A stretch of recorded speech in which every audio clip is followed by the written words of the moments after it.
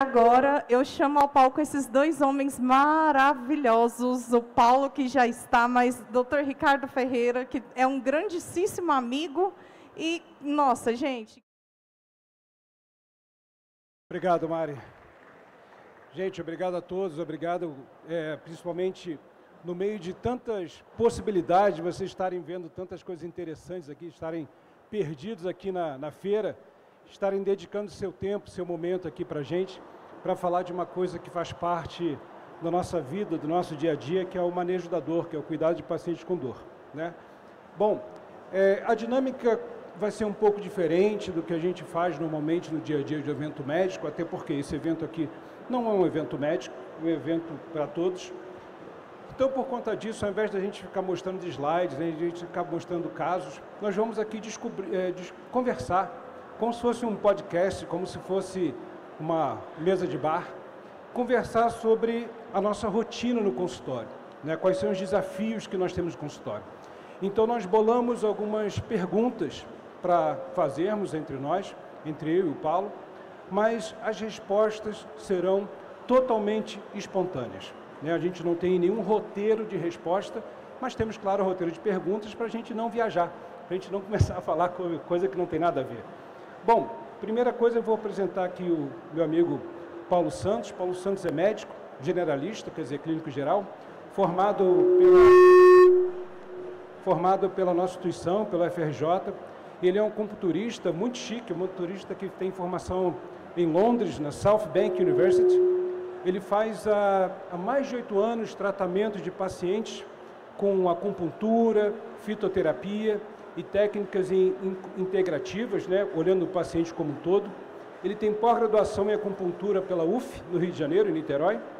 Tem especialização em cannabis medicinal e MBA em gestão de hospitais. Ele possui certificações reconhecidas para a prescrição de cannabis, tanto no Brasil quanto internacionalmente. E ele é um experiente médico no manejo da dor e outras condições físicas com acupuntura e medicina tradicional chinesa.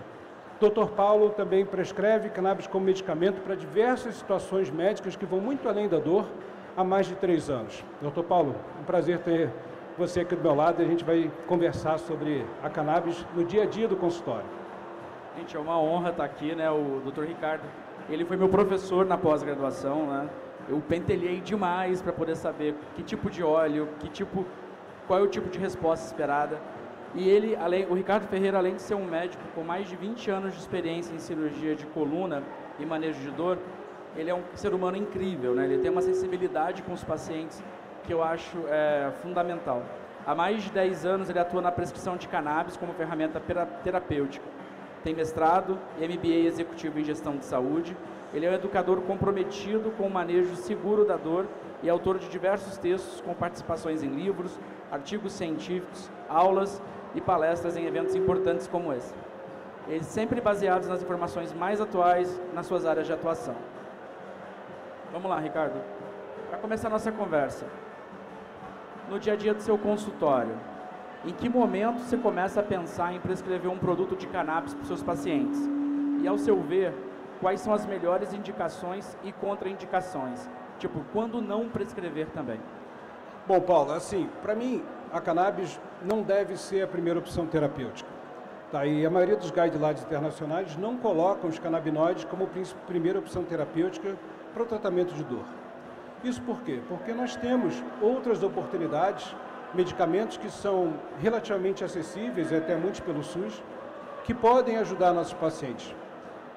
Mas mesmo tendo acesso aos medicamentos convencionais, a gente sabe que pelo menos 40% dos pacientes que nós tratamos, com todas as armas disponíveis, não responderão, independente do que a gente faça. Então, para mim, esses são os pacientes que realmente a cannabis pode fazer efeito. E já é um universo enorme. Se a gente pensar em termos de dor crônica, existem alguns trabalhos aqui no Brasil que mostram que mais que 50% da população brasileira sofre com dor crônica. Então, se você pensar 40% de 50%, né, aproximadamente 20% da população brasileira. Então, virtualmente, 20% da população brasileira precisa de outras alternativas terapêuticas e a cannabis pode entrar como ela. Né? Então, ao meu ver, a cannabis ela pode ser utilizada sim e deve ser utilizada como uma ferramenta terapêutica, principalmente na refratariedade. O que é refratariedade? O paciente que não responde ao tratamento ou o paciente que não quer fazer o tratamento com medicina convencional. Então, eu incorporo também na refratariedade, o paciente fala assim, não, eu não quero tomar antidepressivo, eu não quero tomar opioide, eu não quero tomar gabapentinoide. Eu acho que é um direito do paciente, e para esses pacientes eu também prescrevo a cannabis como medicamento, não como primeira opção, mas como primeira opção dele, não minha, porque para ele não quer fazer os outros medicamentos, então eu acredito que também possa. Quando se pergunta a respeito da melhor indicação, para mim, quanto mais velho o paciente, quanto mais idoso o paciente, mais eu vejo que o paciente tende a melhorar. Então, os melhores pacientes que eu tenho são pacientes idosos. E outra condição também que a cannabis tende a ajudar mais são para dores que têm um componente neuropático associado. O que é dor componente neuropático? Aquela dor que é associada à dor em si, o paciente também experimenta alteração sensitiva, como dormência, choque, formigamento. Então, nessas situações, eu acho que a cannabis também tem um grande potencial, né, de ajudar o paciente. Não, é incrível, né? O paciente com dor, ele chega no nosso consultório, a grande maioria da minha experiência são polimedicados. Já passaram por gabapentinoides, né, já passaram por antidepressivos, até por anticonvulsivantes, e sem melhora, né? Então, a cannabis, ela, de fato, ela cobre essa lacuna, né? Pois é. Paulo, então, vamos passar para a segunda pergunta, né? Então, assim, uma vez que você tem um paciente que você realmente acredite que a cannabis seja uma necessidade para ele, né? Qual canabinoide que você recomenda como primeira opção? Né? Você acha que, como é que você faz a ponderação, se você vai prescrever um produto com mais CBD, com mais THC, outro canabinoide, como é que você pondera isso? É uma pergunta até complicada, né? Assim, na literatura, vamos falar da literatura. A gente tem o consenso de dor, né? Foi publicado em 2021, você foi até um dos autores do consenso e que ajudou muito a guiar a minha prática médica, né? Que orienta a usar o CBD isolado, o CBD full primeiro, né? Eu acho que, vamos falar na prática, depende do tipo de paciente, né? Se o paciente, por exemplo, já tem experiência prévia com cannabis, eu me sinto muito à vontade a começar sim o CBD full, já iniciar talvez um THC, mas vai depender muito do que o paciente, da história do paciente, né, da anamnese desse paciente, né? Às vezes também esse paciente traz preconceitos com ele, né? Ele tem medo do THC, a THC-fobia, né? Acha que ele vai ficar doidão, que ele vai ficar chapado, e muitas vezes não, às vezes a gente consegue manejar a dor com doses baixas, né, sem efeitos psicotóxicos, né? Então, assim, depende bastante disso. Geralmente o consenso fala que a gente começa com CBD full até 40 miligramas, se o paciente não teve melhora, aí a gente começa a incrementar com THC. Né? Eu gosto muito de seguir esse raciocínio, né, pela segurança também do CBD, ele não tem essa toxicidade que às vezes o THC pode causar, e também o CBD tem outros benefícios, né? Ele é um anti-inflamatório interessante, ele tem uma ação ansiolítica muito boa, e a gente sabe que dor e emoção caminham juntos, né? Assim, é uma coisa que a gente tem que falar.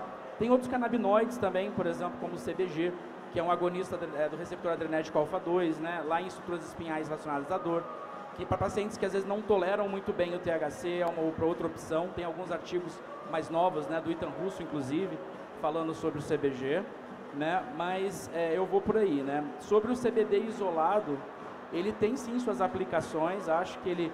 Né, só que eu tive num congresso recentemente, né, na Espanha, em que a Vina Renagath, né, ela fez um estudo com CBD e artrite reumatoide.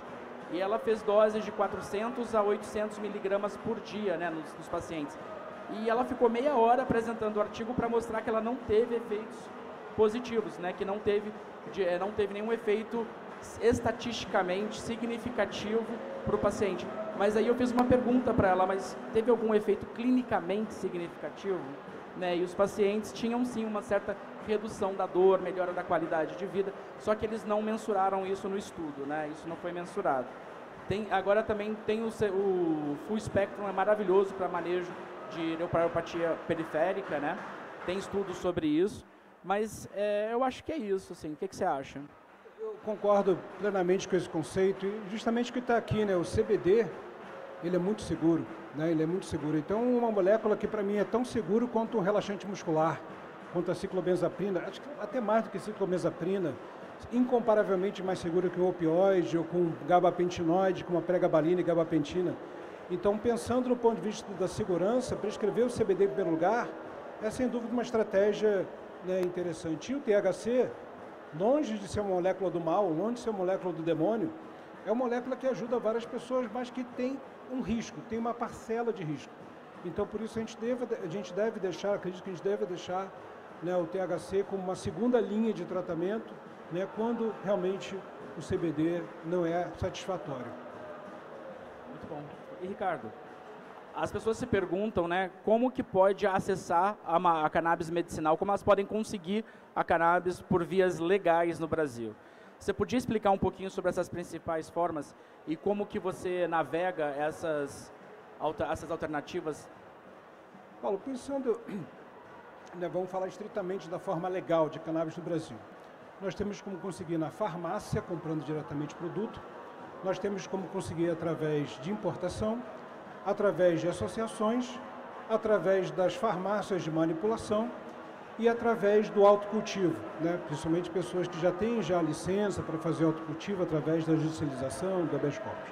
Cada uma dessas vias tem aspectos positivos e aspectos negativos. Da farmácia é muito bom porque você normaliza o produto. Então o paciente sai do seu consultório com uma receitinha e vai direto na farmácia comprar o produto e começa a utilizar o produto. O que tem de negativo na farmácia? O custo, né? Um custo que é mais alto do que o importado e mais alto do que as associações. E você tem uma limitação muito grande em relação ao acesso a outros canabinoides fora o CBD. Então a gente consegue facilmente encontrar várias variedades de produtos com CBD na farmácia, mas THC e outras moléculas têm uma dificuldade enorme para conseguir. Quando a gente pensa da importação, a gente tem a vantagem do custo, mas a gente tem a vantagem também de ter acesso virtualmente a qualquer canabinoide que a gente queira importar, uma vez que a Anvisa não limita, né, a quantidade de canabinoides e nem qual canabinoide ser importado. Mas, por outro lado, a gente tem um sistema que é um sistema estranho, né, que o paciente vai entrar em contato com o representante, que vai fazer um processo de importação, que não é um processo natural do dia a dia do consultório. Eu não tenho nenhum produto que eu prescreva na minha história como médico, já vai fazer 25 anos, que eu tenho que fazer esse tipo de paralelo, desse tipo de processo de importação. Então é um processo estranho. Mas tem a vantagem de ter um produto, né, com moléculas diferentes, como CBD, como CBG, como CBN, né, como THCV mais recentemente. Quando a gente pensa em relação às associações, eu acho que a grande vantagem da associação, além do custo, é fazer uma integração entre as pessoas. Quer dizer, você coloca essas pessoas dentro de um grupo, de um coletivo. Isso traz muitos benefícios terapêuticos. Então, quando a gente fala de associação de pacientes com esclerose múltipla, quando fala de associações com pacientes com epilepsia, isso cria, né, uma sensação de pertencimento e uma colaboração entre eles que eu acho muito válido. Farmácia de manipulação, para mim, seria uma forma ideal de acesso, porque o médico poderia customizar o produto para cada paciente. Eu quero tanto de terpeno tal, de beta-carofileno, eu quero tanto de CBD, de THC, tanto de terpeno, flavonoide e tal. Teoricamente seria uma forma maravilhosa, mas na prática a gente não está conseguindo isso, né? Muitos porque os produtos da manipulação são meio padronizados, a CBD, a THC e o custo relativamente alto, mas eu espero que no futuro a gente tenha acesso a isso. E quando a gente fala em termos de autocultivo, é uma situação excepcional, mas que paradoxalmente são os melhores pacientes. Então, aqueles pacientes que eu trato com autorização da justiça, com habeas corpus, são os pacientes que voltam ao meu consultório a cada 1, 2 anos só para pegar a receita para continuar utilizando. Eles se viram, eles começam a cultivar, começam a fazer as coisas e conseguem, até na terapia do cultivo, que eu chamo, que a pessoa se integrar com a planta integralmente, estou sendo redundante, integrar com a planta, no sentido de cultivar, de criar carinho por ela, que eu acho que também, assim como você criar um bonsai, né, é uma coisa que faz um efeito positivo muito interessante. É interessantíssimo, né? A questão da terapia ocupacional nesses casos, né? Tem também a questão de padronização, né? Geralmente o pessoal que cultiva consegue fazer ali, padronizar, sabe como botar a luz, sabe como colocar, usar os substratos. Então, assim, isso é fundamental. Pois é. Então, Paulo, uma pergunta que é uma dúvida muito comum, né? Como é que a gente sabe que um produto de à base de cannabis tem qualidade, né? Como é que a gente consegue analisar isso? Como é que você analisa isso? Como é que você explica para mim e para o público como é que você escolhe um produto com base na qualidade? Essa é uma pergunta até complicada de responder, né? Assim, porque a gente tem, vamos lá. Primeiro, a gente tem que ver se esse óleo que está sendo produzido, né, se o produtor tem certificados de boas práticas, né? Então, isso vai lá desde a semente até a planta, e não estou falando nem da extração ainda, né? E aí a gente tem que ver, por exemplo, se esses produtores, né, eles são certificados pela GMP, né, Good Manufacturing Practices. Isso é outra questão importante, né? E quando a gente sacia essas duas questões, então a gente vai olhar para o produto. Agora, como que esse produto, a gente vai saber se ele é de qualidade ou não? Ele tem um rótulo claro? As informações no rótulo estão claras? O que está no rótulo está no produto mesmo? Então, esse produto tem rastreabilidade, né? Aí a gente tem o certificado de análise, né? O COA, que a gente fala. E nesse COA... Dá um exemplo aqui, ó, de um COA aqui. A gente tem um COA aqui. Exatamente. Então, o COA, ele vai ver, por exemplo, análise de canabinoides. Se o frasco falou que ele tem 6.000 miligramas de CBD, lá no COA a gente tem que achar perto disso, tem que achar 6.000. A variação tem que ser muito pequena. A gente está falando de produto farmacêutico, né?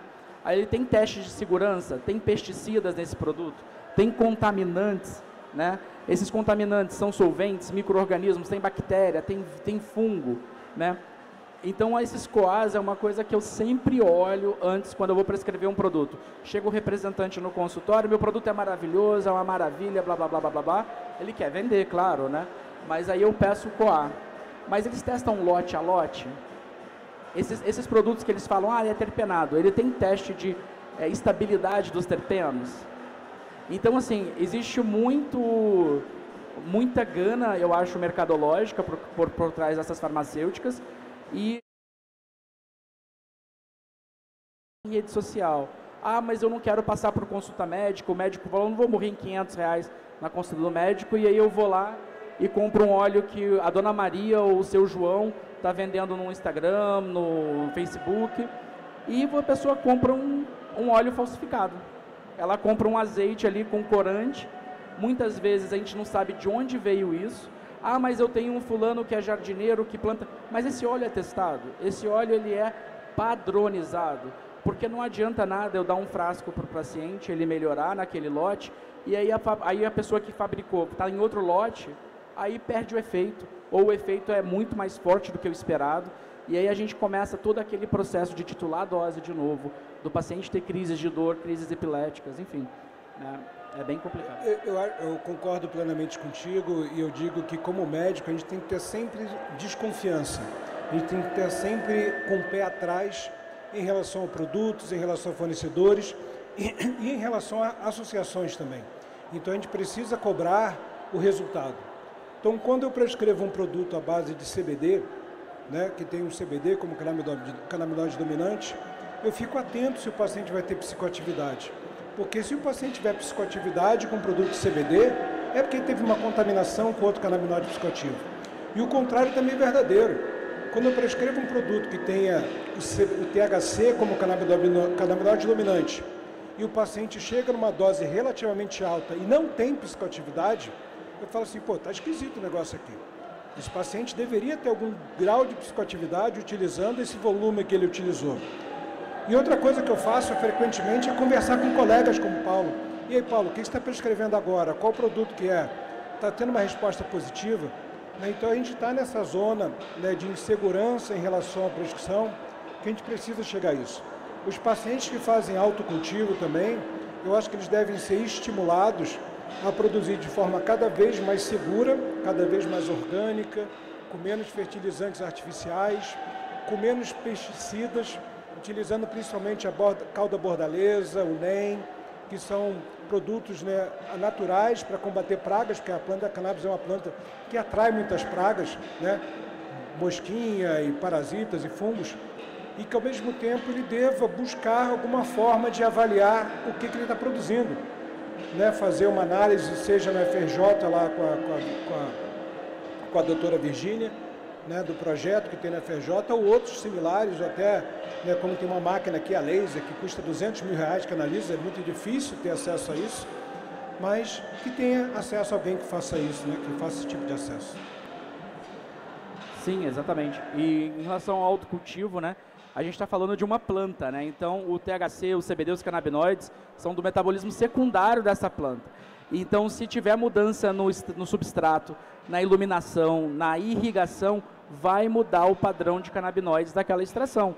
E assim, algumas universidades, por exemplo, a Unicamp e o FRJ, a Unicamp eu tenho certeza, eles testam esses óleos desde que o paciente também apresente seu HC. Então, eu desconheço laboratórios que estão testando sem HC no momento, né, mas estimular o autocultivo desde que tenta de manter um produto mais padronizado possível, a fazer esses testes ali a cada lote ou a cada, por exemplo, plantação, isso ajudaria também bastante para poder manter o tratamento dele, né? E não perder efeito, evitar efeitos surpresas, né? De às vezes alterar um pouco mais de THC na outra dose. Enfim, e vamos voltar aqui. Ricardo, a gente sabe que cada paciente vai precisar de uma dose diferente para perceber alívio dos sintomas, né? E isso pode explicar, por exemplo, porque a titulação da dose é fundamental. Como que você faz essa titulação? Como que funciona esse processo de início de dose e até achar a dose que o paciente precisa? Pois é, gente, desculpa, minha voz está cada vez pior e competindo com a capoeira fica mais difícil ainda. Desculpa. Minha voz não é essa, tá? Minha voz está meio zoada aqui. Bom, em primeiro lugar, a gente, né, tem esse gráfico aqui, né, que foi replicado várias vezes, tem um trabalho maravilhoso do professor Franjo, que fala a respeito disso, sobre a farmacodinâmica, a farmacocinética dos canabinoides. E a gente sabe que os canabinoides, existe esse negócio que é um efeito dual, o efeito chama de U invertido, no qual, dependendo da dose, o paciente vai ter um efeito para mais ou até paradoxal, um efeito ao contrário. Então, quando a gente começa com uma dose baixa, a gente vai aumentando progressivamente essa dose, independente de qual canabinoide seja, CBD, THC, o paciente tende a perceber um efeito cada vez maior, até que chega um certo momento que ele estaciona nesse efeito positivo e começa a perder esse efeito positivo até chegar ao contrário, numa inversão. Então, com uma dose baixa, o paciente pode não sentir nada, começar a sentir um alívio da dor dele, até que ele parar de sentir esse alívio crescente e começar a perder esse alívio e começar a sentir mais dor, ter efeito ainda maior da dor. Não é verdade, Luísa?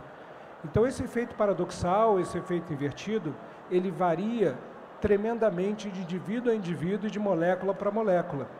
Por conta disso, é obrigatório, quando a gente vai prescrever a cannabis, que a gente faz o que se chama de titulação de dose. Que é o quê? Você começar com uma dose baixa e aumentando progressivamente até você perceber que aquilo está sendo de alguma forma positivo.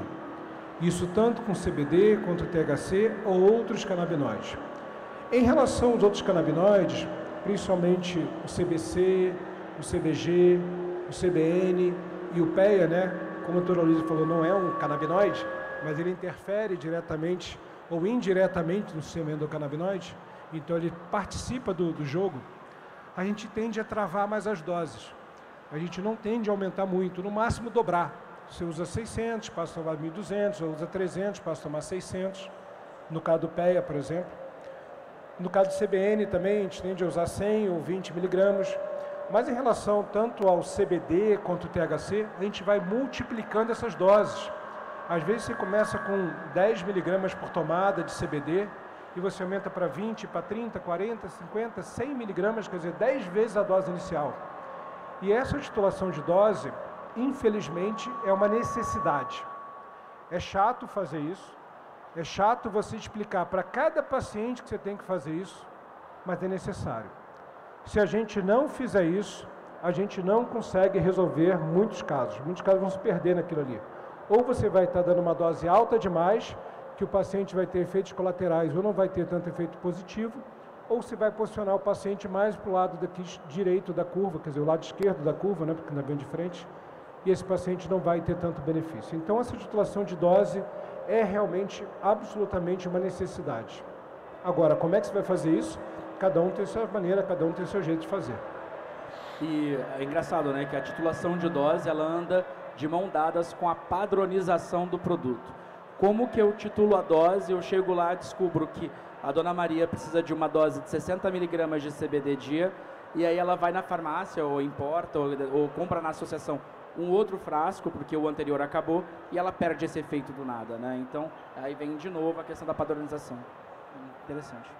Exatamente, né? Então, são várias camadas de problema, né, que a gente tem que tentar minimizar o máximo possível as variáveis de saber o que você está prescrevendo, saber como o paciente está usando, para você conseguir atender a maioria das demandas dos nossos pacientes. Paulo, então vamos falar um pouco sobre o sistema endocannabinoide, que foi falado aqui brilhantemente pela doutora Luísa. Qual é o papel do sistema endocannabinoide de manejo da dor, né? Como que você acha que os fitocannabinoides, o até o PEA, que não é um canabinoide, influencia no sistema endocannabinoide? Qual a importância do sistema endocannabinoide rapidamente para o ser humano e na questão da dor? O sistema endocannabinoide, né, ele está relacionado a tudo que a gente faz, né? Ele está relacionado com o nosso sono, com a gente comer, com a gente esquecer, com a gente dormir, né? A gente tem vários receptores, a Luzia explicou de forma exemplar ali, a gente tem o receptor CB1, o CB2, aí a gente vai para o SEC expandido, né?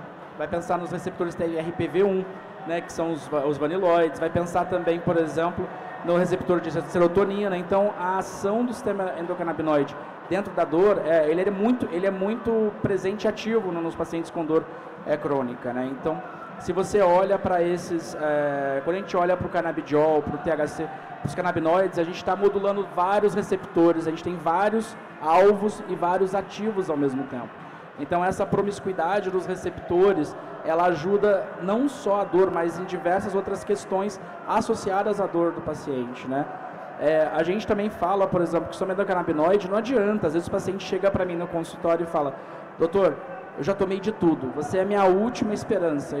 Olha, está na hora da gente manejar essas expectativas, porque a cannabis sozinha não vai fazer verão, ela não vai fazer o sucesso todo. A gente precisa pedir esse paciente para poder fazer alterações na alimentação. Ontem a Priscila, né, falou bastante sobre a alimentação anti-inflamatória aqui, né? A gente precisa falar também, por exemplo, da dieta no geral, precisa falar da atividade física, da liberação de endorfinas, da modulação do sistema endocannabinoide pela atividade física, né? Aí a gente tem as medidas também não farmacológicas que interferem no sistema endocannabinoide, né? A yoga e meditação, por exemplo, a gente tem bastante artigo que mostra que elas aumentam tanto o 2-AG quanto a anandamida, né? Até dizem que aquele runner's high, né, aquela sensação do corredor de se sentir ótimo, está mediada também pelo sistema endocannabinoide. E aí a gente também tem a questão de emoções, né?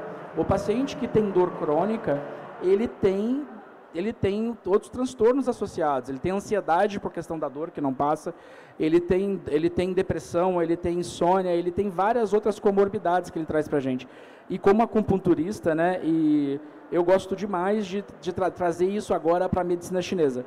Bem, eu estou tirando meu óculos de médico, vou colocar meu óculos agora de médico chinês. Então, o que eu vou falar às vezes vai parecer bruxaria, mas não é. É uma outra racionalidade dentro da medicina.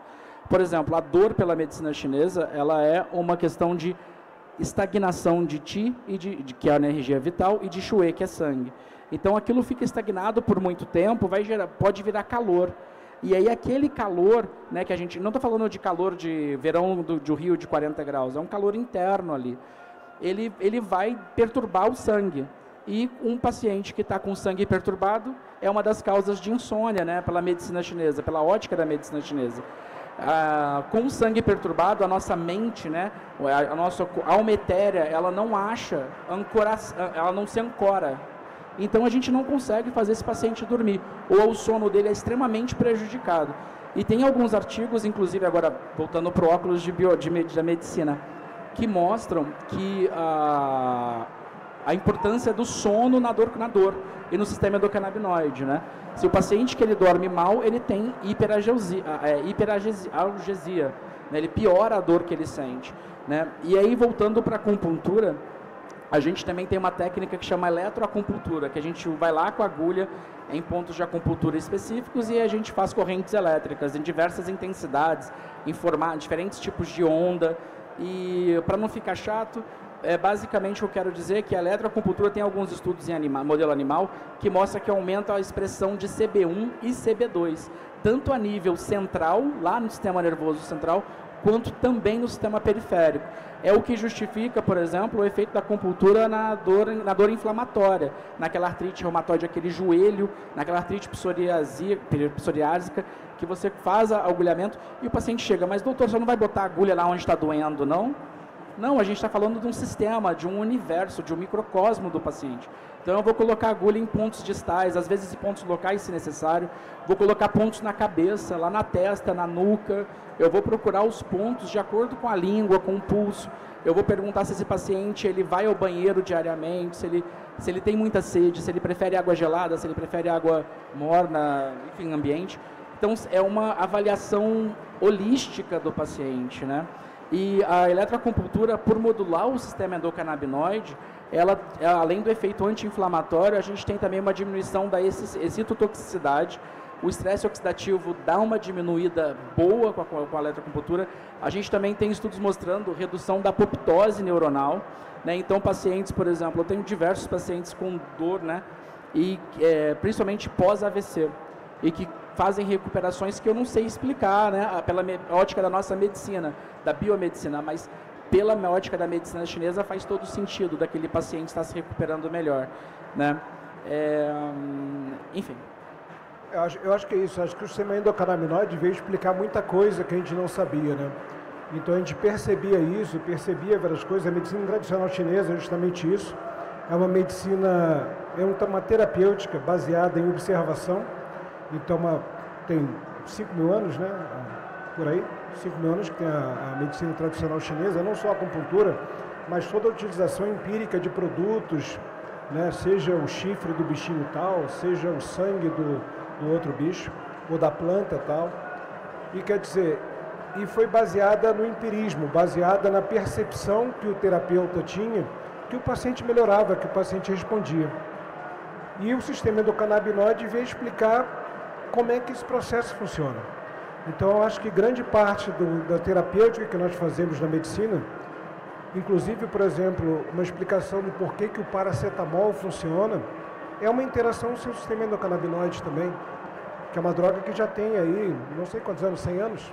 100 anos que tem na medicina, na prática médica, né, que ela é derivada, né, do ácido araquidônico, não lembro. Não estou ouvindo. Derivado de alguma coisa, e aí ela interage com o sistema endocannabinoide. Então eram coisas que a gente via empiricamente e não sabia explicar, e agora com a descoberta do sistema endocannabinoide dos anos 80 e colocação em prática dele dos anos 90, entender como é que ele funciona, passou a ter realmente uma explicação por que o sistema endocannabinoide é realmente importante. E a título de curiosidade, né?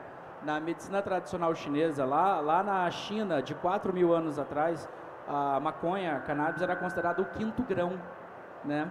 Eles já usavam, na farmacologia chinesa, eles já usavam a maconha para cólicas menstruais, né? Eles já usavam para dor, né?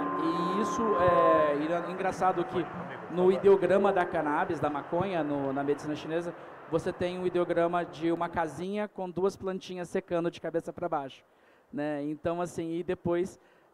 então, assim, o uso medicinal milenar dela já é bem documentado. Tem um cirurgião, colega seu, né, que ele fazia, lá nos idos, perto do ano 1000, né, do ano 0, perto, mais ou menos, na nossa era cristã, que ele fazia cirurgia, né, com anestesia usando a cannabis mais a acupuntura, né, o Huatô, o cirurgião Huatô, né, na medicina chinesa. Assim, ele é cirurgião.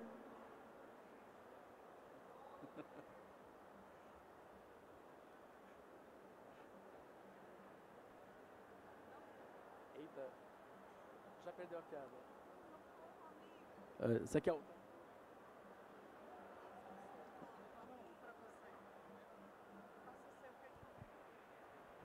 É colega meu que você está me chamando de velho, é isso? 1000 anos atrás?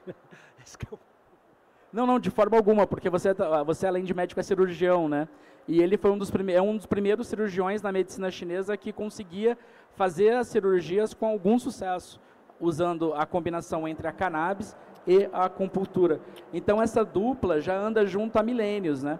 E eu acho que é um roubo na nossa academia, né, toda a minha formação de medicina chinesa, tanto lá em Londres quanto aqui no Brasil, né, dos meus professores falarem extremamente pouco da cannabis na medicina chinesa. E aí eu tinha que ficar instigando, perguntando, né? E um professor meu, né, o Tian Ye, que era lá de Londres, ele é chinês, ele falou para mim, Paulo, olha, a gente usa na medicina chinesa, né, na herbologia, mas é uma coisa que a gente fala pouco por causa de preconceitos, de outras questões assim. Mas voltando para cá, né? Ricardo, já faz um tempo que a abordagem multimodal é tida como o estado da arte padrão ouro no tratamento de dores crônicas. Como que você enxerga a abordagem multimodal no tratamento da dor e como que a cannabis ela entra nesse contexto para você? Beleza, Paulo. Quando a gente fala em relação ao tratamento contemporâneo para dor, pelo menos nos últimos 20 anos, esse tratamento foi colocado como tem que ser uma abordagem multimodal. E chamada abordagem multimodal biopsicossocial, que o professor Bonica colocou para a gente lá nos anos 60. Tá? Então, anos 60, né, são 20, são 40, mas 20 são 60 anos. 60 anos. Né? Péssimo de matemática. Não, pô, só faz as contas. Anos 60 para 2000 são 40, mais 2020 são 60 anos. 60 anos atrás, um médico ítalo-americano chamado professor John Bonica entendeu isso. O anestesista, que gostava muito de tratar dor, colocou isso, que para você abordar a dor das pessoas, não basta só você tratar a dor em si, você tem que tratar a pessoa como um todo. E ele chamou esse tratamento de abordagem multimodal biopsicossocial e montou aquele quebra-cabeça ali. Então, aquele quebra-cabeça tem a abordagem multimodal, que significa de múltiplos modos em paralelo, ao mesmo tempo, que pode ser e deve ser uma abordagem medicamentosa inicialmente, mas não só isso, uma mudança de estilo de vida positiva, quer dizer, fazer exercício, cuidar do peso, cuidar da postura, né, se alimentar melhor, ter hábitos mais saudáveis mentais, né, comportamentos mentais positivos, muitas vezes incorporar terapias físicas e, eventualmente, até procedimentos como infiltrações ou até trocas articulares, prótese articular, quando é necessário, quando você tem uma necessidade de uma interferência biomecânica. E essa abordagem multimodal também inclui do paciente entender o que ele tem, entender de onde que vem a dor dele, e através disso ele casar com o tratamento e buscar de evitar de fazer coisas que são gatilhos de dor, coisas que têm uma relação entre fazer e piorar a sua dor. Então, na verdade, essa abordagem multimodal é uma palavra que se usa muito hoje em dia, que é empoderar o paciente do seu autocuidado, né? E para o paciente ser empoderado, primeiro ele precisa saber o que ele tem, né? Você falar para ele, você tem um problema na coluna, se empodera aí não é justo. Mas você falar para ele, o seu problema é que você tem um desgaste discal, que foi decorrente da forma que você levou sua vida até agora, e se você continuar levando a sua vida assim, isso não tem jeito, a não ser que você mude o seu comportamento daqui para frente, você tem uma forma de ser tratado. Então, para mim, essa abordagem multimodal, assim como para todo mundo que trata dor, dos últimos 20 anos para cá, entende que a abordagem multimodal é uma necessidade. Dá trabalho explicar para o paciente, dá trabalho para o paciente mudar o seu estilo de vida e fazer esse tratamento, mas sem ela, a gente não consegue ter um resultado duradouro, um resultado pela vida, né? E como é que a cannabis entra nessa? A cannabis entra justamente nessa questão medicamentosa, na interferência de processos fisiopatológicos da dor. Então a gente sabe que a dor, ela não começa e termina onde tem a lesão. A dor, ela começa, por exemplo, no joelho, por uma artrose no joelho, ou no quadril, ou na coluna, ou no abdominal, no órgão que tem um problema, mas essa dor é sentida aqui, no cérebro, na área cortical, responsável pelaquela localização anatômica.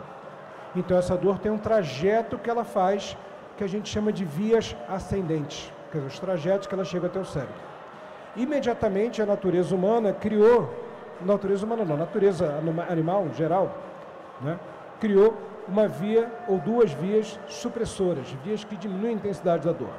Então todo tratamento farmacológico, ele visa justamente isso, você diminuir a capacidade dessa via ascendente funcionar, diminuir o tônus dela, e por essa razão que a gente usa anti-inflamatório, por essa razão que a gente usa opioides, por exemplo, que diminui essa intensidade da dor chegar lá, e, ao mesmo tempo, aumentar a potência dessa via natural supressora. Por isso que a gente utiliza antidepressivos de ação dual, como, por exemplo, a duloxetina, a venlafaxina, que aumenta a quantidade da adrenalina, que é um dos neurotransmissores que atuam na via supressora. Só que, além disso, além dessas vias, a cannabis tem uma coisa especial, que é modular o sistema endocannabinoide, que você falou agora há pouco, né, que a gente falou aqui várias vezes sobre ele, que é um processo natural de supressão da dor e melhora da cognição, melhora do sono, melhora do relaxamento muscular, melhora até a alimentação, né? A pessoa que de repente não come, tem uma dor oncológica, por exemplo, que não come, começa a comer. Então você começa a trabalhar o paciente de uma forma que se falava no passado, hoje em dia perdeu um pouco a pressão, que é holística. Mas multimodalidade é isso.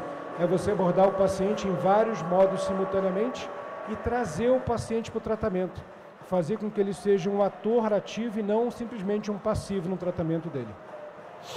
E interessante, né, que esse empoderamento do paciente, ele também é onde entra na abordagem multimodal a abordagem multidisciplinar, é trazer o enfermeiro que sabe de cannabis, é trazer o fisioterapeuta, o educador físico, né, é trazer todo o time, assim, o fisioterapeuta, se tiver, é um tratamento em equipe. E uma coisa interessante do sistema endocannabinoide, da cannabis, modulando ele, é que a gente tem receptores onde ela age do local da dor até no local de transmissão, de processamento e de percepção da dor. Então, quando você tem uma planta que age de uma forma tão holística, né, já que a gente escolheu a palavra tão completa, não tem como ignorar, né, não tem como deixá-la de lado e continuar nesse proibicionismo, no negacionismo.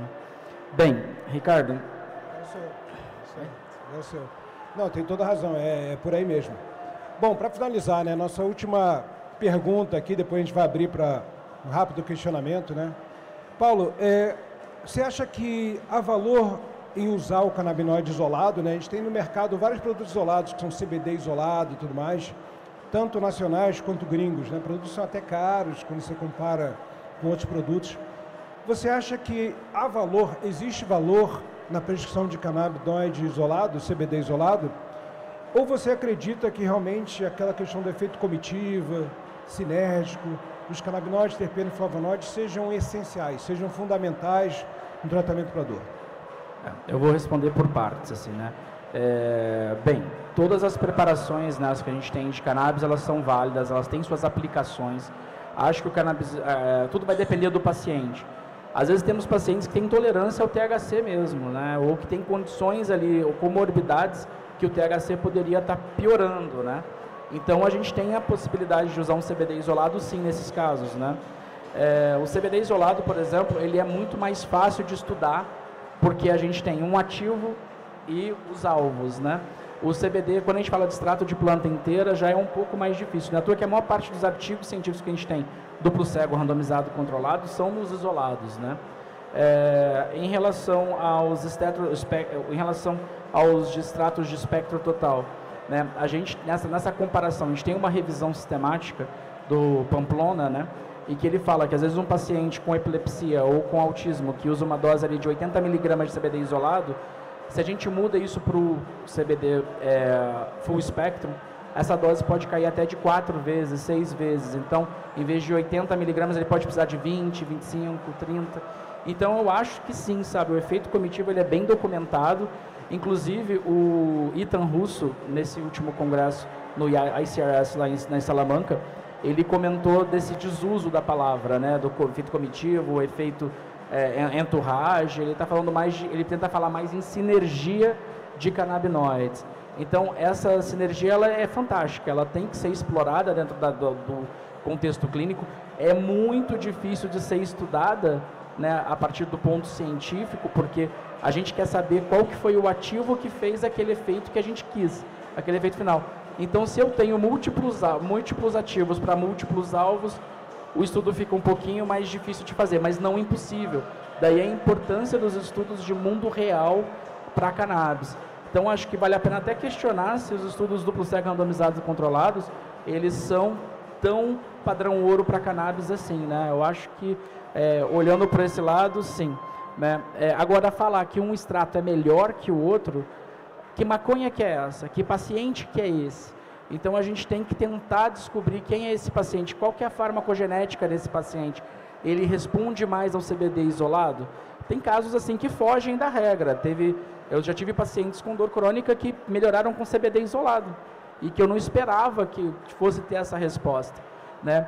E, inclusive, né, as indicações que a gente vê que tem mais evidência é a epilepsia, né, a ansiedade. Teve até um estudo com crianças epilépticas recente na Johns Hopkins, eu acho, que eles pegaram crianças com epilepsia refratária e que tinham ansiedade comórbida. E aí, quando eles usaram o CBD isolado, as crianças melhoravam não só da epilepsia, mas também da ansiedade, diminuem as crises. Então, eu acho que sim, acho que o CBD isolado tem o seu papel, né? Mas eu acho que a gente tem aí um universo de pequenos canabinoides que não está sendo ainda estudado a fundo, né? A gente precisa de mais financiamento para a ciência, para estudar melhor o CBG, estudar melhor o CBC, né? E estudar melhor o CBN também para insônia, porque eu conversei com a médica do sono recentemente e ela desconhecia, ela falou, o CBN não pode ser aplicado na medicina do sono. E a gente vê o contrário na experiência clínica, né? Que o paciente começa a melhorar com o uso do CBN. Então, acho que, voltando para a sua pergunta, que o CBD tem seu lugar, sendo isolado ou sendo full, a questão é a gente tentar achar qual paciente vai se adaptar melhor a qual tipo de extrato. Eu concordo plenamente contigo, inclusive tem casos que você tem que usar isolado, como por exemplo atletas que podem passar pelo antidoping, né? Atletas profissionais que podem passar pelo antidoping, você pega, e quando a Agência Nacional Antidoping liberou o CBD, ela liberou apenas o CBD, quer dizer, CBG, CBN, CB, o que for, está proibido. Foi o Tóquio Hemp, né? Oi? O Tóquio Hemp, né? Foi a primeira Olimpíada. Não, foi em Londres. Em Londres já tinha essa possibilidade. Aqui no Rio já estava mais estabelecida. A primeira Olimpíada que teve a possibilidade de você utilizar o canabidiol foi em Londres. Foi antes do Rio. Nossa, 2012. Foi a primeira que você pôde. E além disso, eles aumentaram a tolerabilidade dos metabólitos de outros canabinoides, principalmente THC. Está ao nível mais alto, mas não é garantido. E muitos esportes, muitas modalidades, o teste é durante o pré-treinamento e aleatório. Chega alguém na casa da pessoa lá e faz o teste, principalmente em eventos de luta, por exemplo. Em luta, chega lá. E a gente está falando não só de atletas olímpicos, tá? A gente tem várias modalidades, por exemplo, o MMA, por exemplo, que faz parte também da UADA, também, da Agência Nacional Antidoping. Então a gente não está falando só de atleta olímpico, não.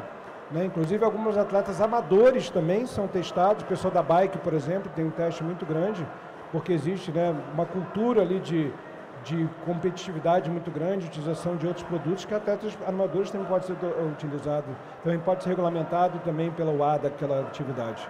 E além disso, a gente tem crianças, né, que a gente está falando de crianças com dor, não crianças com epilepsia, mas crianças com dor. Você utilizar outros canabinoides para criança com dor, você abre uma guarda muito grande para ser criticado, né? Diferentemente, está falando de epilepsia, diferente está falando de autismo, mas crianças, né, típicas e que são portadores de dor, utilizar CBD você já está abrindo a guarda, mas utilizar o canabinoide você está literalmente colocando, né, um alvo na sua cabeça, né, para isso. Né? E além disso, pessoas, como você falou, que tem uma insensibilidade muito grande ao THC, metilâncio THD, pacientes que têm doenças psiquiátricas graves, né? Não só esquizofrenia, mas aquelas pessoas extremamente deprimidas e com dificuldade de controle, multimedicada, você colocar um canabinoide psicoativo naquilo ali, você pode bagunçar de vez e se isso acontecer, vão botar a culpa na gente.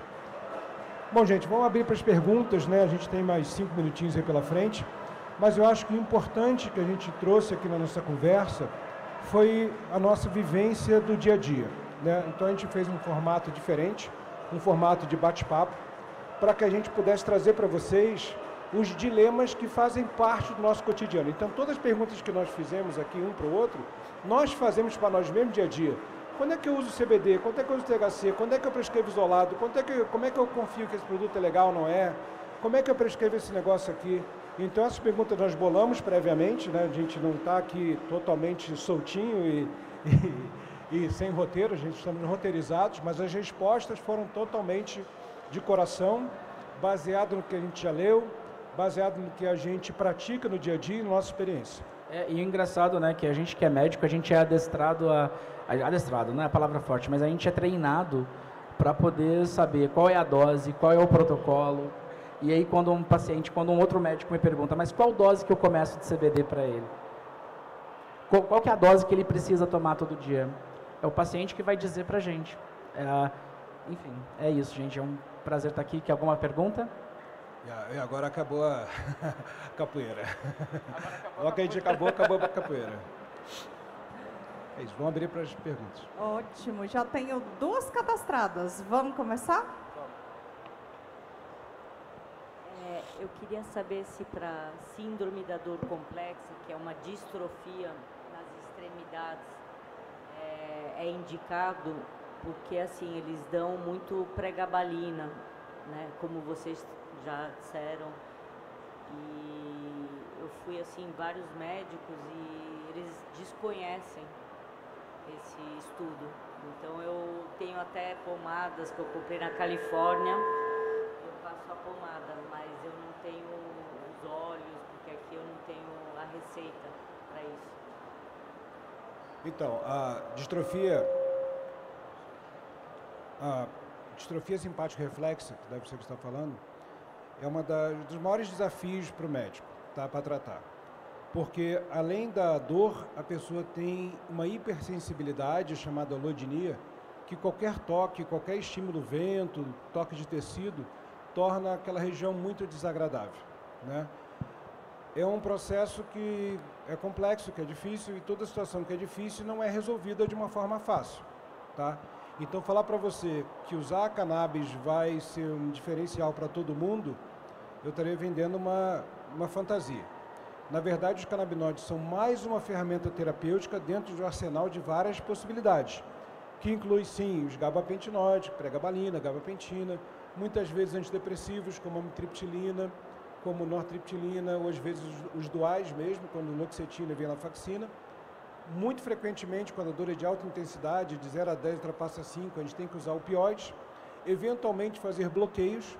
E uma das coisas que tem mais evidência na literatura mundial e tem ganhado espaço são os tratamentos transdérmicos, tratamentos tópicos, como você falou, principalmente com a capsaicina, que é o princípio ativo da pimenta, aquilo que dá o ardor da pimenta, a lidocaína, e está começando a correr por fora agora o canabidiol e o CBG, canabidiol e canabigerol topicamente. Mas adjuvante a isso, também existe a utilização de canabinoides pela via oral ou pela via pulmonar, que também podem ajudar tanto na questão do processo fisiológico da dor, quanto também na percepção da dor. Quer dizer, um negócio que te incomoda muito pode ser menos relevante, menos incomodativo. Isso principalmente pela ação do THC, o efeito dissociativo do THC. Eu tenho vários pacientes com distrofia simpática reflexa que utilizam o THC apenas à noite, porque dormem maravilhosamente bem e percebem que o dia seguinte deles é menos sofrível, é menos ruim, entendeu? E alguns, principalmente aqueles que não toleram o THC durante o dia, porque tem que trabalhar, tem que fazer as coisas e não conseguem. Então, na verdade, assim, é importante entender que a cannabis é uma ferramenta terapêutica dentro de um arsenal complexo e pode ajudar, sim, casos individuais. E eu tenho até uma impressão de que quando você associa o tratamento com cannabis medicinal, parece que ela ajuda as outras medicações a funcionar melhor. Parece que, e não é à toa que às vezes você começa com cannabis medicinal, o paciente está usando às vezes outras medicações que você vai começar a diminuir as doses, porque tem até um estudo de efeito poupadora de opioides, enfim, parece que ela melhora a performance das outras medicações. Boa noite. Minha pergunta ia ser bem... claro. Ia ser bem parecida em relação à questão da percepção, não só da dor, mas também do sofrimento. Eu tenho artrite reumatoide, então assim, até ter meu diagnóstico demorou muito e eu fiquei muito mal. E dor durante 3 anos direto, assim, é realmente enlouquecedor. E a sensação que eu tinha era exatamente essa. Muitas vezes a minha dor diminuía, mas não estava ausente, mas a minha percepção era de que quando eu usava a cannabis, né, e não só as gotinhas, às vezes só fumar era que me dava esse efeito de tipo, eu ainda estou sentindo a dor, mas de repente o mundo voltou a ter cor e assim, como se eu parasse de sofrer. Então assim, eu não sei se é só uma questão assim dos pacientes ou se já se tem estudo comprovando essa capacidade, né? E enfim, eu pedi para vocês falarem um pouquinho mais sobre isso, que acabou que ele também já falou. O THC tem esse efeito dissociativo, né? De separar dor e do sofrimento, né? É muito difícil achar literatura, né? Quando a gente vai olhar para a cannabis e a medicina chinesa, eu vou te responder da minha ótica, tá? Mas afinal de contas, a cannabis, ela é yin ou é yang? Né? O THC ele é mais yang, o CBD é mais yin, né? A gente na nossa medicina, a gente olha para um paciente com artrite reumatoide e a gente vê uma inflamação generalizada, né? A gente separa, então você tem que ir no reumatologista, mas depois se você ficar com algum efeito colateral, a sua ansiedade, sua depressão, quem vai tratar é o psiquiatra. A medicina chinesa a gente não vê assim, né? A gente vê a dona Joana como um ser único, né? As emoções dela fazem parte daquilo, né? A gente não existe acupunturista, neurologista, acupunturista, não existe médico chinês. O acupunturista ele é o clínico geral, ele é o tudo, né? Assim, então, quando a gente coloca ali, não é só o efeito do THC também, né? Você não só trata a dor, tem o efeito anti-inflamatório, né? Provavelmente você deve se sentir menos inflamada, né? Menos inchada ao longo do tempo, enfim. E presta atenção que também tem pessoas que têm um efeito ao contrário, né? Já vi pessoas que na hora de usar o THC focam na dor, tipo a viagem deles é na dor, vem para cá, entendeu? Direciona. Então assim, existem muitas particularidades, mas foi o que o Paulo falou, o efeito dissociativo do THC é um efeito que pode tirar a pessoa do sofrimento, tirar a pessoa daquela paranoia que ela está da dor, do dia a dia da dor como você vive, entendeu? O Pedro Pierro, né, vou citar ele, porque ele fala uma coisa interessantíssima, né? Ele deu um exemplo uma vez numa aula dele sobre como que a gente processa a dor, né? Então a gente tem imagina uma mãe italiana que ela pega aquela dor para ela e é aquele escândalo, mas meu joelho não melhora e a minha coluna não melhora e é aquele escândalo. Agora imagina como uma pessoa, um monge budista, ou como que uma pessoa de outra cultura totalmente diferente da nossa, ou daquela senhora, vai processar a dor. Será que ela vai entender aquela dor como parte do karma dela? E aí aquela dor, será que ela vai ser menor ou vai ser mais tolerável? Então, essa associação de dor e sofrimento que o THC faz, ela é fantástica, assim. Ela transcende cultura, né? Oi, gente. Eu, na verdade, vou aproveitar e vou fazer duas perguntas. Primeiro, agradecer a temática construção que vocês fizeram no painel. Acho que foi muito rico. E as minhas duas perguntas são na questão da polifarmácia.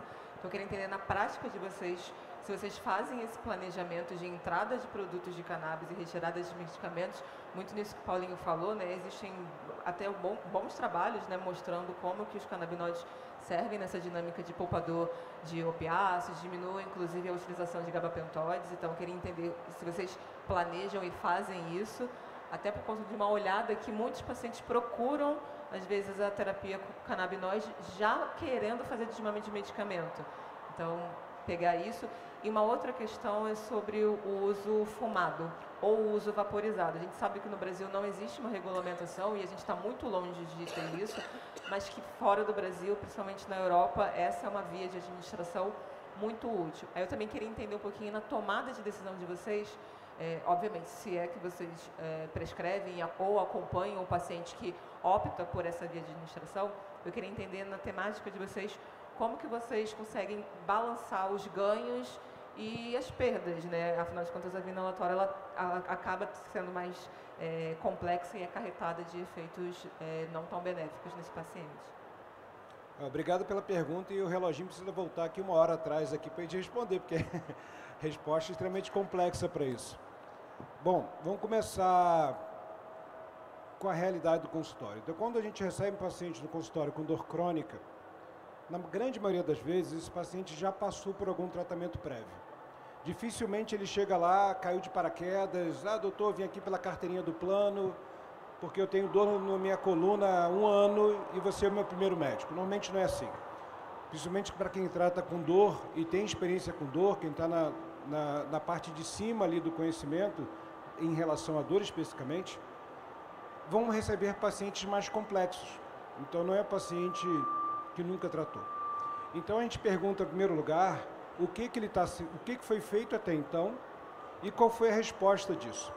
Então, se chega um paciente falando assim, eu estou usando duloxetina e a minha dor aliviou 10%, 20% depois que comecei a duloxetina. Eu estou usando a pregabalina e a pregabalina me ajudou a dormir. Eu estou dando tramadol, eu estou usando a buprenorfina transdérmica e me ajudou de alguma forma.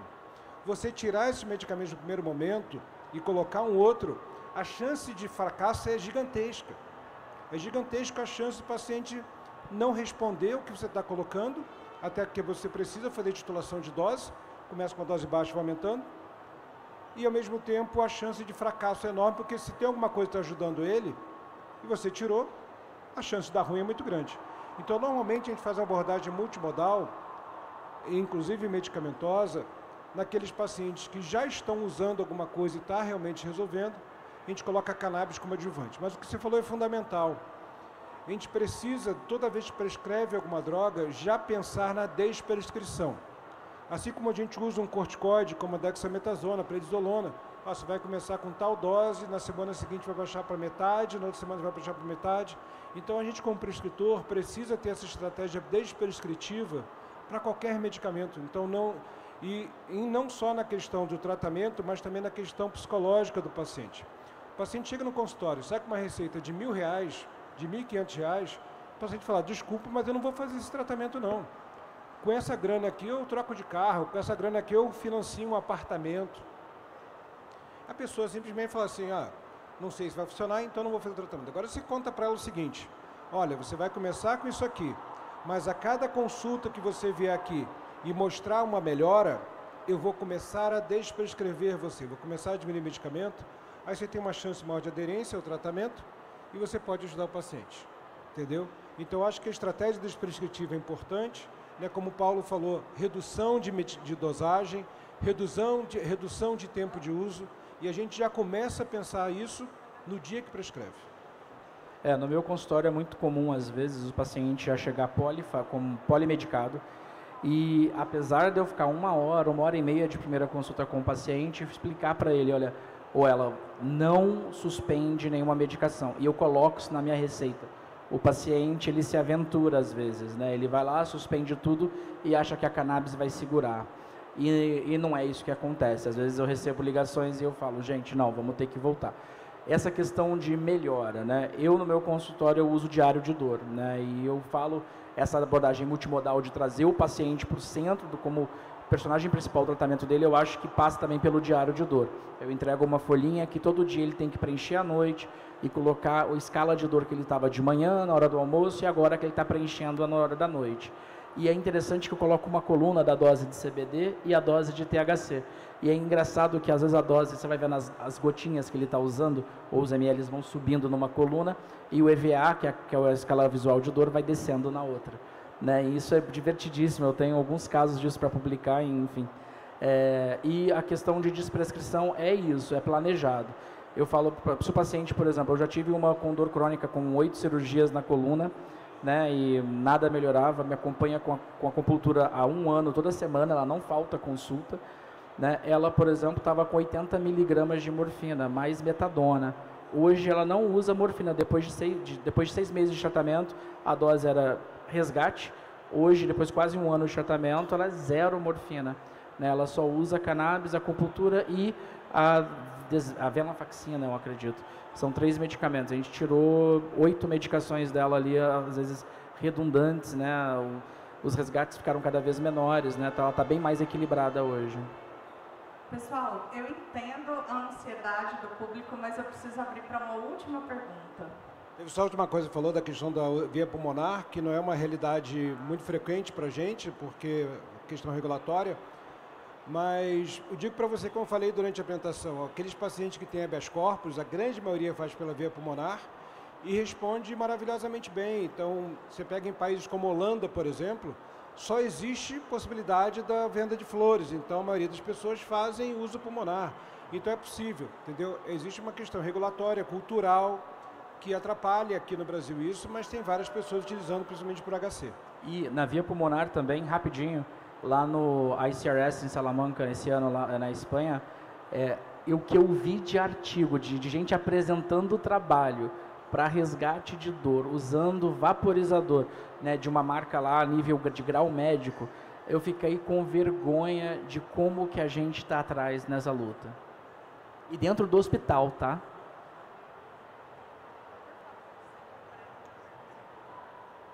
Bem, já fui pressionada aqui, a Mariana já disse que eu só tenho 1 segundo. É muito rápido. Disse há pouco que, relativamente aos desportistas, os mesmos deveriam tomar CBD isolado. Eu tenho experiência de um desportista, não vou ter o nome, que atuei enquanto advogada, em que ele tomava doses muito elevadas de CBD, permanentemente, para fazer face às dores que tinha, e o que aconteceu foi que, depois de tomar essas doses de CBD, recorrentemente, durante vários anos, acabou por desenvolver, o próprio organismo dele acabou por desenvolver THC. E ele foi numa situação de fiscalização antidoping, foi verificado uma dose muito mínima de THC no organismo, não no sangue, mas através do folículo capilar por causa da gordura. E, portanto, isto só para dizer que não é assim tão linear que um desportista possa tomar CBD isolado. Para além disso, parece-me que a solução aquosa, aquilo que falámos há pouco e que há pouco também mencionou, as soluções hidrossolúveis são muito mais seguras, porque têm uma dose muito mais pequena e são muito mais eficazes. Essas sim, parece-me, na minha opinião, e pelos estudos científicos que são muitos sobre esta matéria, mostram muito mais eficiência do que o CBD isolado. Mas eu gostaria de saber a vossa opinião. Bom, eu lido com atletas há muito tempo. Em primeiro lugar, atletas mentem, né? Então, atletas mentem, atletas vão à festa, atletas têm vida social. Então, a primeira coisa é você desconfiar se aquela pessoa não fez o uso de alguma outra forma. De altíssimo nível, né? De altíssimo nível. E o Brasil talvez seja o único país do mundo que tem um marco regulatório no qual, se eu fosse atleta, seja em Portugal, seja nos Estados Unidos, seja no Japão, que eu teria coragem de utilizar. Eu não teria coragem de utilizar como atleta um produto que é feito num país que não tem o grau de regulamentação que o Brasil tem para a produção de medicamentos à base de cannabis, principalmente os que são vendidos na farmácia brasileira. Então, eu acredito assim, em primeiro lugar, né, eu lido com atletas, já tive atleta meu que pegou gancho no antidoping e jurou que teve uma contaminação de anabolizante num produto que ele utilizava, que comprava numa farmácia de manipulação, e colocou toda a culpa na farmácia de manipulação. E não conseguiu provar que aquele produto tinha contaminação. Atletas vivem disso. Atletas são altamente competitivos. E toda vez que ele percebe que ele pode ter alguma vantagem, e se ele não for pego, ele vai querer utilizar. Não estou falando todos, mas muitos fazem isso. Então, desconfie do seu atleta e desconfie do produto, em primeiro lugar. Porque a gente não tem nenhuma evidência da produção endógena de THC com base na utilização de CBD isolado. Não existe na literatura esse tipo de possibilidade documentada. Minha primeira questão seria voltando no assunto do COA. Né? Se o atleta jurar de pé junto para mim, que não, Paulo, eu nunca usei nada, não fiz nenhum uso de adulto, né, de THC, então a primeira coisa que eu ia fazer era olhar esse COA. E pegar esse óleo dele e mandar para uma universidade. Vou lá na Luzia, testa isso aqui para mim, vê se tem THC aqui. Porque essa é importante do produto padronizado, né, regulamentado. E sem contar que tem uso passivo, né? Dificilmente a gente passa no antidoping amanhã, depois de vir aqui na Expo Cannabis. Mesmo que eu não tenha utilizado nada aqui, ó, tá no ar aqui, ó. A gente já chega com o sistema endocannabinoide harmonizado, né? Gente, que podcast maravilhoso. Ricardo, eu agradeço muito a sua presença e eu gostaria de compartilhar com a nossa audiência uma coisa que eu aprendi contigo, que as melhores trocas da vida muitas vezes não envolvem dinheiro. Amigo? Quase todos, infelizmente. Exato. Eu fico muito feliz realmente de ver você brilhando ao lado de um dos grandes ídolos que eu tenho na medicina endocannabinoide. Gente, veja que potência é o Brasil, né? Eduardo Faverê de um lado, Ricardo Ferreira do outro. Eduardo ontem, Ricardo, trouxe uma mensagem muito interessante para nós, que ele falou na história pessoal dele, que a cannabis surgiu da compaixão dele. Ele não teve nenhum caso de epilepsia na família, foi um paciente. E você também me trouxe isso, né?